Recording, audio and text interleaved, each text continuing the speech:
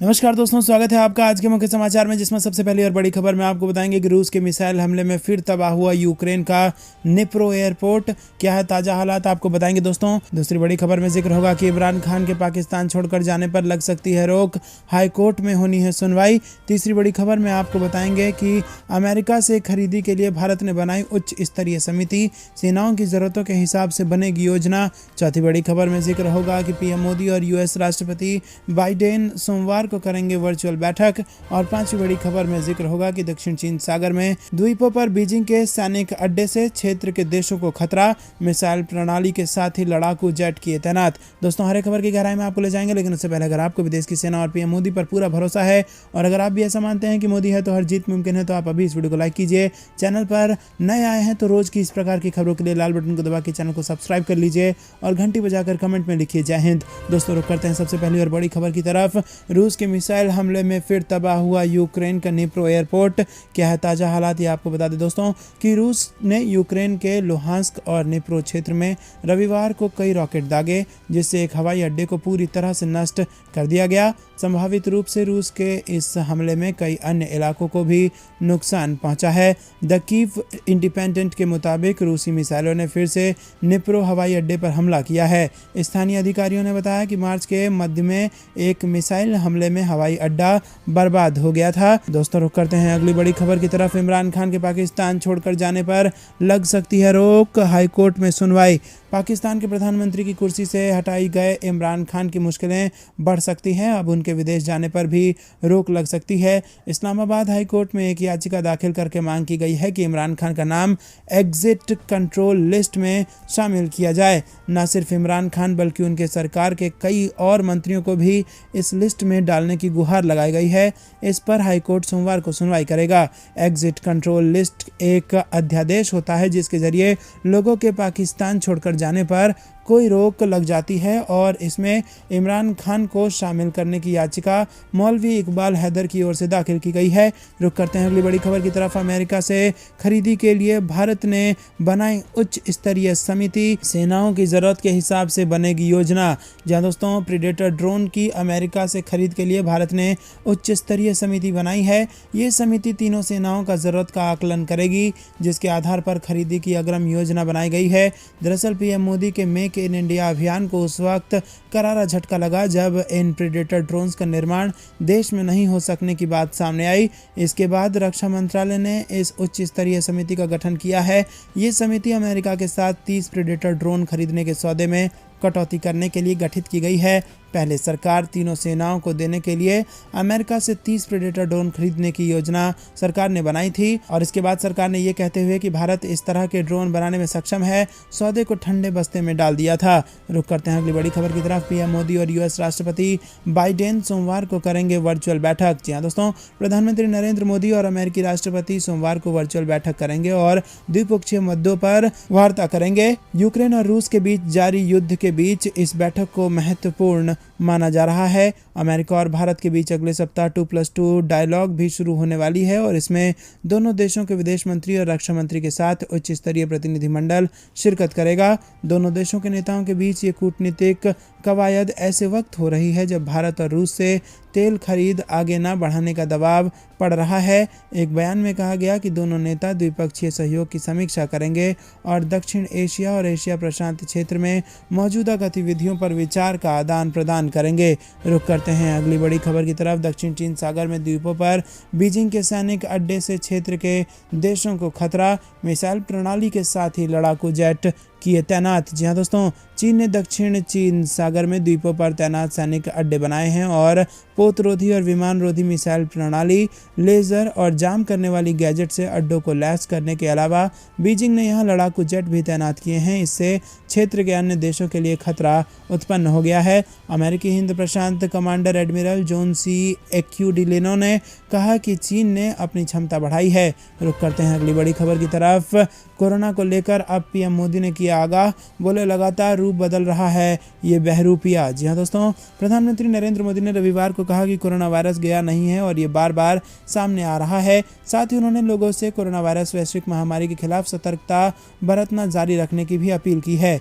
PM Modi ने कहा कि किसी को नहीं पता कि बहरूपिया कोविड-19 फिर कब सामने आ जाएगा। उन्होंने कहा कि कोविड-19 को फैलने से रोकने के लिए टीकों की करीब 185 करोड़ खुराक देने का काम लोगों के समर्थन से ही संभव हो पाया है। मोदी ने गुजरात से जूनागढ़ जिले के वंथली में मां उमिया धाम के महापटोत्सव कार्यक्रम को वीडियो कॉन्फ्रेंसिंग के जरिए संबोधित किया। रुक करते हैं अगली बड़ी खबर की तरफ। जम्मू कश्मीर में सीआरपीएफ जवानों पर हुए हमलों का सुरक्षा बलों ने लिया बदला। लश्कर के 2 आतंकियों को मुठभेड़ में किया ढेर। जहां दोस्तों जम्मू कश्मीर के श्रीनगर में केंद्रीय रिजर्व पुलिस बल के जवानों पर हाल में हुए हमले में शामिल रहे लश्कर तैयबा के 2 पाकिस्तानी आतंकवादी शहर में रविवार को ही मुठभेड़ में मारे गए हैं, जबकि 3 सुरक्षाकर्मी घायल हो गए हैं। पुलिस के एक अधिकारी ने बताया कि बिशंबर नगर इलाके में आतंकवादियों की मौजूदगी की सूचना मिलने पर सुरक्षा बलों ने इलाके की घेराबंदी कर तलाश अभियान शुरू कर दिया था और इसके बाद आतंकवादियों ने उन पर गोलीबारी शुरू कर दी थी। कश्मीर के पुलिस महानिरीक्षक विजय कुमार ने बताया कि पुलिस 4 अप्रैल को सीआरपीएफ कर्मियों पर हुए हमले के दिन से ही दोनों पाकिस्तानी आतंकवादियों का पीछा कर रही थी और रविवार को उनके ठिकानों का पता लगाने के बाद अभियान शुरू किया गया था। पुलिस ने कहा कि उनका मारा जाना पुलिस और सीआरपीएफ के लिए एक बड़ी सफलता है। मैं एक संदेश देना चाहता हूं कि जो कोई भी निर्दोष पुलिसकर्मियों, नागरिकों या पत्रकारों या किसी पर भी हमला करेगा, चाहे वो पाकिस्तान हो या स्थानीय आतंकवादी हो, उसे मार गिराया जाएगा। रुक करते हैं अगली बड़ी खबर की तरफ। बीजेपी दिल्ली में करेगी नमो सेवा केंद्र का विस्तार, गरीबों में किया जाएगा मोदी सरकार की योजना का प्रचार। जी हाँ दोस्तों, दिल्ली भाजपा ने राष्ट्रीय राजधानी में नमो सेवा केंद्रों का और विस्तार करेगी ताकि वो सुनिश्चित किया जा सके कि मोदी सरकार की कल्याणकारी योजनाओं का लाभ समाज के सबसे गरीब और सबसे कमजोर वर्ग तक पहुंचे।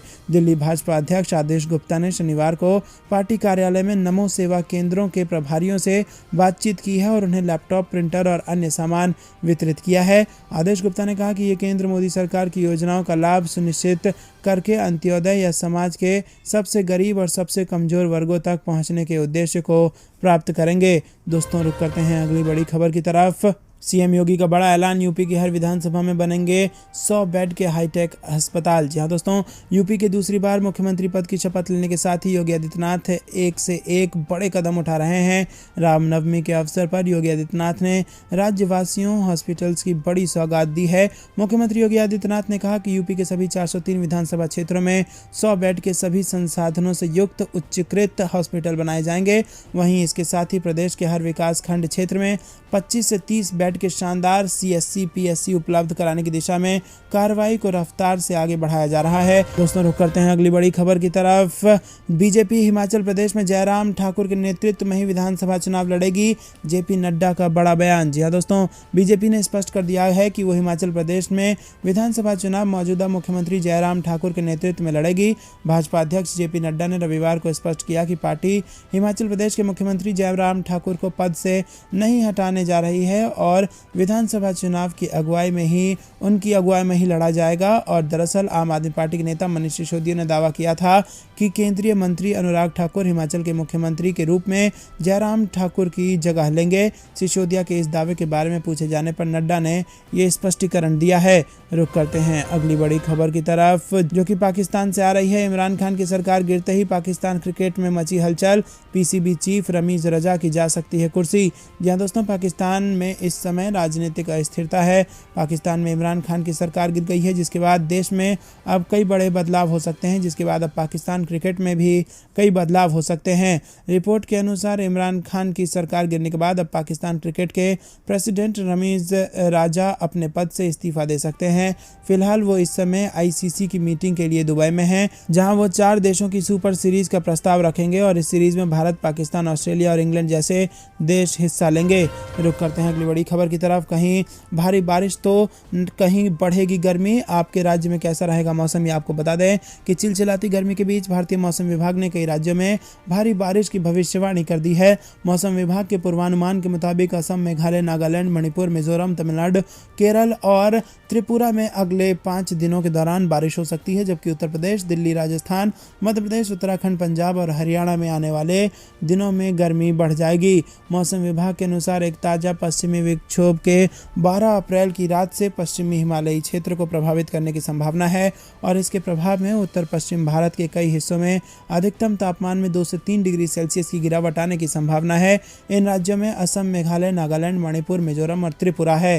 रुक करते हैं अगली बड़ी खबर। इमरान खान होंगे गिरफ्तार, करीबियों पर एक्शन और इसी के साथ फोन छीने गए। जी हाँ दोस्तों, आपको बता दें कि पाकिस्तान से इमरान खान की सरकार जाते ही कई तरह के कयास लगाए जा रहे हैं और ऐसा भी कहा जा रहा है कि पाकिस्तान के पूर्व प्रधानमंत्री गिरफ्तार किए जा सकते हैं। खबरों की माने तो इमरान के करीबियों पर एक्शन शुरू हो चुका है और देर रात इमरान खान के खिलाफ अविश्वास प्रस्ताव पास होते ही उनके प्रवक्ता डॉक्टर अरसलान खालिद के घर पर छापेमारी की खबर आई है।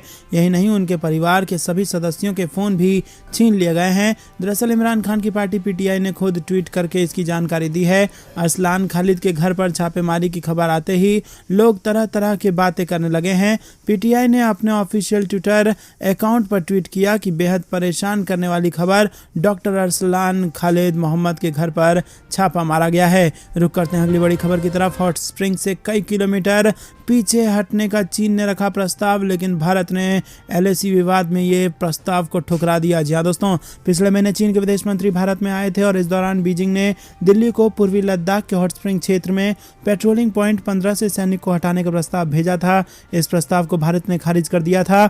इंडियन एक्सप्रेस की रिपोर्ट के मुताबिक सरकारी सूत्रों ने बताया कि चीन ने प्रस्ताव भेजा कि भारतीय सैनिक जो लगभग 2 वर्षों से पेट्रोलिंग पॉइंट 15 पर चीनी सैनिकों के साथ आमने सामने टकराव की स्थिति में हैं, वो PP-16 और PP-17 के बीच करम सिंह पोस्ट पर वापस चले जाएं। यदि भारत इस प्रस्ताव को स्वीकार करता तो इसका मतलब ये होता कि चीनी सैनिक बहुत कम पीछे हटते और भारतीय सैनिकों को कई किलोमीटर पीछे हटना पड़ता। एक सरकारी अधिकारी ने बताया कि जब वो वापस पेट्रोलिंग पॉइंट 15 के पीछे चले जाएंगे तो चीन हमसे PP-16 को भी छोड़ने के लिए कह सकता है, जिस पर चीन ने पहले कभी दावा नहीं किया था। ये ऐसा है कि 1 किलोमीटर पीछे हटूंगा और 5 से 10 किलोमीटर आप पीछे हटेंगे। ऐसे सौदे को भारत ने मना कर दिया है। रुक करते हैं अगली बड़ी खबर की तरफ। इंडिया प्लस यूएस का 2+2 डायलॉग, बातचीत की टेबल पर होंगे भारत और अमेरिका। चीन से लेकर रूस तक कई मुद्दों पर होगा मंथन। जहां दोस्तों, अमेरिकी राष्ट्रपति जो बाइडेन के राज में भारत और यूएस की पहली अहम रणनीतिक वार्ता होनी है और दोनों देशों की रक्षा और विदेश मंत्री बातचीत की टेबल पर एक दूसरे से मिलेंगे। जहां दोस्तों, भारत और अमेरिका के बीच 2+2 यानी रक्षा मंत्री और विदेश मंत्री स्तर पर संयुक्त बैठक की व्यवस्था है और ये रणनीतिक वार्ता का एक अहम तंत्र है और भारत इस तरह की व्यवस्था के साथ केवल कुछ चुनिंदा रणनीतिक सहयोगी देशों के साथ बात करता है, जिसमें जापान, ऑस्ट्रेलिया जैसे क्वाड सहयोगी के अलावा रूस भी शामिल है। इस बैठक में भारत और अमेरिका साझा रणनीतिक हितों जैसी चीन से उभरते खतरे से मुकाबले की तैयारी, भविष्य की चुनौतियों, मौजूदा क्षेत्रीय और वैश्विक चिंताओं पर बात करते हैं। साथ ही इस बैठक में भारत की रक्षा और रणनीतिक जरूरतों को पूरा करने के लिए आवश्यक अमेरिकी मदद पर भी बात होती है। रुक करते हैं अगली बड़ी खबर की तरफ। श्रीनगर में सुरक्षा बलों के साथ मुठभेड़ में मारा गया एक आतंकी, ऑपरेशन जारी, कुछ और आतंकियों के छुपे होने की आशंका। जहां दोस्तों, आपको बता दें कि श्रीनगर के विशंबर नगर इलाके में आतंकियों के साथ जारी मुठभेड़ में सुरक्षा बलों ने रविवार को एक आतंकी को मार गिराया है। वहीं 1 से 2 आतंकियों के अभी छुपे होने की आशंका है। फिलहाल इलाके में ऑपरेशन जारी है और एक आतंकी की मौत की पुष्टि करते हुए कश्मीर रेंज के आईजी विजय कुमार ने बताया कि पुलिस और सीआरपीएफ बाकी आतंकियों से निपटने में जुटी हुई है। इससे पहले शनिवार को भी कश्मीर में 2 मुठभेड़ हुई थी, जिसमें लश्कर ए तैयबा का कमांडर मारा गया था। सामने आई जानकारी के अनुसार मारा गया आतंकी श्रीनगर के केंद्रीय रिजर्व पुलिस बल के जवानों पर हाल ही में हुए हमले में शामिल था। पुलिस ने ये जानकारी दी। एक अधिकारी के मुताबिक विशंबर नगर में आतंकवादियों की मौजूदगी की सूचना मिलने पर सुरक्षा बलों ने इलाके को घेराबंदी कर तलाशी अभियान शुरू कर दिया था, जिसके बाद आतंकवादियों ने उन पर गोलीबारी शुरू कर दी। अधिकारियों के अनुसार सुरक्षा बलों ने जवाबी कार्रवाई की, जिसके चलते दोनों पक्षों में मुठभेड़ शुरू हो गई और एक आतंकवादी मारा गया। कश्मीर के पुलिस महानिरीक्षक विजय कुमार ने बताया कि मारा गया आतंकी 4 अप्रैल को श्रीनगर के मैसूमा इलाके इलाके में हुए हमले में शामिल था। रुक करते हैं अगली बड़ी खबर की तरफ, जो कि मौसम विभाग से आ रही है। लू की चपेट में उत्तर भारत, राजस्थान समेत कई राज्यों में हीट वेव का अलर्ट। जहां दोस्तों उत्तर भारत के ज़्यादातर हिस्सों में भीषण गर्मी पड़ रही है, साथ ही मध्य भारत में भी लगातार बढ़ रहा तापमान अब आम लोगों से लेकर जीव जंतु तक की परेशानियां बढ़ा रहा है। देश में बढ़ती गर्मी का सबसे ज़्यादा असर राजस्थान में देखने को मिल रहा है। भारतीय मौसम विज्ञान विभाग ने राजस्थान के कई हिस्सों में भीषण लू यानी हीट वेव का अलर्ट जारी किया है। मौसम विज्ञान विभाग के मुताबिक पश्चिमी राजस्थान के जोधपुर और बीकानेर संभाग के अधिकांश स्थानों का अधिकतम तापमान 44 से 45 डिग्री सेल्सियस रहने की संभावना है और इसके अलावा पंजाब के कुछ हिस्सों, दक्षिण हरियाणा, दिल्ली, उत्तर प्रदेश और हिमाचल प्रदेश, झारखंड, बिहार और गुजरात के उत्तरी भाग और विदर्भ के कुछ हिस्सों में लू की स्थिति की संभावना बनी हुई है। जहां दोस्तों राजधानी दिल्ली की बात करें तो यहाँ पूरा दिन हीट वेव चलेगी और साथ ही साथ आपको बता दें कि न्यूनतम तापमान 21 डिग्री सेल्सियस जबकि अधिकतम तापमान 41 डिग्री सेल्सियस रह सकता है। रुक करते हैं अगली बड़ी खबर की तरफ। भारत पाकिस्तान सीमा पर पहुंचे अमित शाह, कहा देश को बीएसएफ पर गर्व। जहां दोस्तों केंद्रीय गृह मंत्री अमित शाह गुजरात के दौरे पर हैं और यहां उन्होंने रविवार को नाबाबेट में भारत पाकिस्तान अंतर्राष्ट्रीय सीमा पर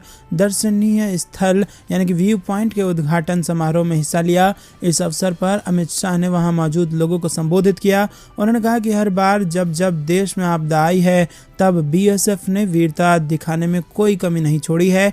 यहां आकर बच्चों के मन में भी देशभक्ति की भावना जग जाती है। यहां पर्यटन को भी बढ़ावा देने के लिए कदम उठाए जा रहे हैं। रविवार को गृह मंत्री अमित शाह ने बनासकांठा जिले के नडाबेट में भारत पाकिस्तान अंतर्राष्ट्रीय सीमा पर बॉर्डर व्यूइंग पॉइंट का उद्घाटन किया। रुक करते हैं अगली बड़ी खबर की तरफ। प्रधानमंत्री मोदी ने दी रामनवमी की शुभकामनाएं, बोले जय श्री राम। जी दोस्तों प्रधानमंत्री नरेंद्र मोदी ने रविवार को रामनवमी के अवसर पर देशवासियों को शुभकामनाएं दी।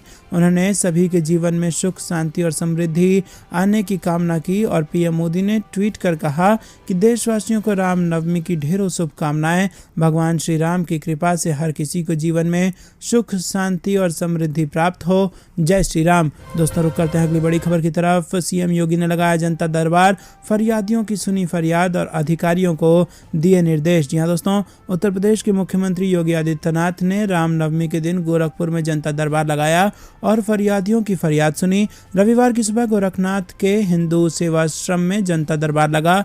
मौके पर मौजूद अधिकारियों को सीएम ने निर्देश दिया कि हर किसी के साथ न्याय होना चाहिए। बहुत से लोग जमीन के विवाद का मामला लेकर पहुंचे थे। इसके अलावा बहुत से इलाज के लिए धन देने की सिफारिश कर रहे थे। उन्होंने 100 से अधिक लोगों की समस्याएं सुनी। जनता दर्शन में बड़ी संख्या में जमीन, जायदाद और इलाज के मामले आए। रुक करते हैं अगली बड़ी खबर की तरफ।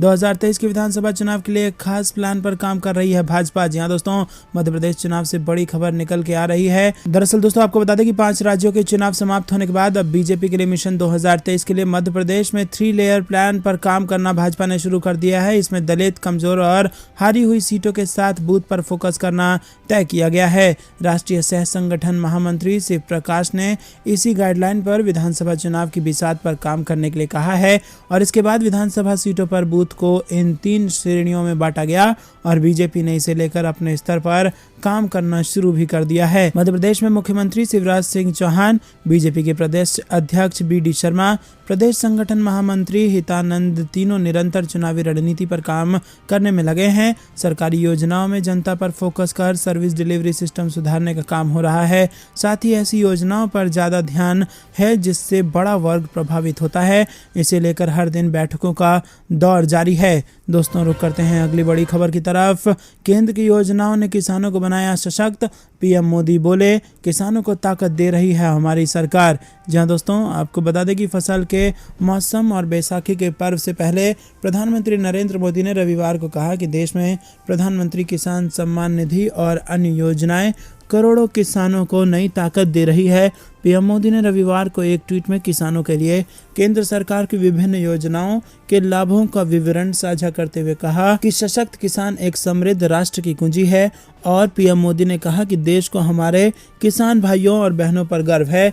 देश में किसानों को और सशक्त बनाया जाए तो नया भारत और समृद्ध होगा।